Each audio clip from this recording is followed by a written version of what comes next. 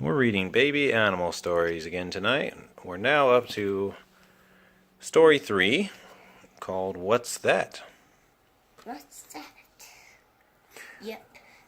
This was Fawn's first beautiful day in the woods. In fact, it was her first day anywhere, and Raccoon was her very first friend. "You're new here," Raccoon said happily. "Let me show you around." Fawn followed her new friend. They leapt over logs, dashed between the trees.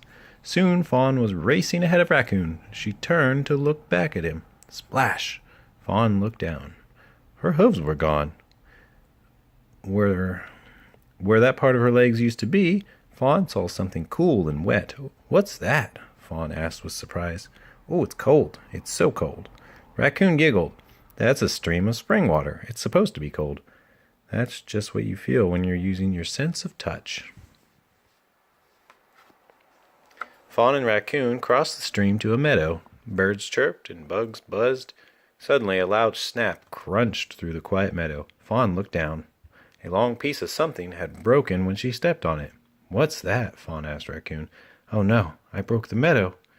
"That's a tree. That's a branch from a tree," Raccoon laughed. "It's supposed to make a big sound when you step on it." "It sounded so loud," said Fawn. "I hope I didn't hurt the branch." "Of course you didn't," said Raccoon. "That's just what happens when you're using your sense of hearing." Fawn listened to the meadow again. She heard the birds chirp and the bugs buzz. She heard their footsteps pitter-patter as she and her friend ran towards the woods. Raccoon brought Fawn to a colorful bush in the woods. "I'm hungry," said Raccoon. "Let's eat." Raccoon picked a juicy blackberry from a branch. He popped it into his mouth. "Mmm," he said, "that's sweet." Fawn ate a blackberry too. This one was green. She started to say mmm, but instead she said ew. Her mouth puckered up. "What's that?" Fawn said. "It makes my mouth feel so awful. I don't think I like blackberries." "That blackberry wasn't ripe yet," chuckled Raccoon. "The ripe ones taste sweet, but the green ones are supposed to taste sour."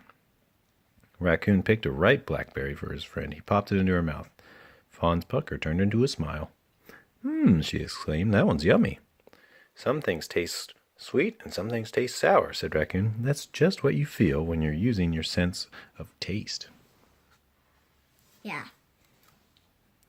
Fawn looked up. That makes sense. Yeah. Fawn looked up at the tall trees. The bright sun was shining through the branches. She looked down again, and she saw her friend Raccoon scurry under a soft, thin patch between two trees. Fawn had to move closer to look at it. She did not think she wanted to touch it, and she was sure she did not want to taste it. Wait, what's going on? Okay.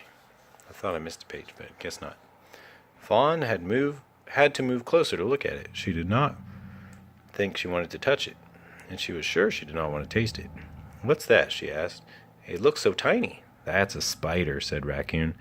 "That web is her home. If you leave her alone, she'll leave you alone too." "The web looks so soft, so pretty and soft," said Fawn. "And the spider has so many fuzzy little legs." "Good," said Raccoon proudly. "In the woods, you need to see the smallest things and the biggest things. When you use your eyes like that, you're using your sense of sight." Fawn scurried under the spider's web. "See you later," she said. Suddenly, Fawn's little nose began to twitch. "What's that?" she asked Raccoon. "The air inside my nose tastes sweet." "You can't taste with your nose," said Raccoon. "You must smell something nice."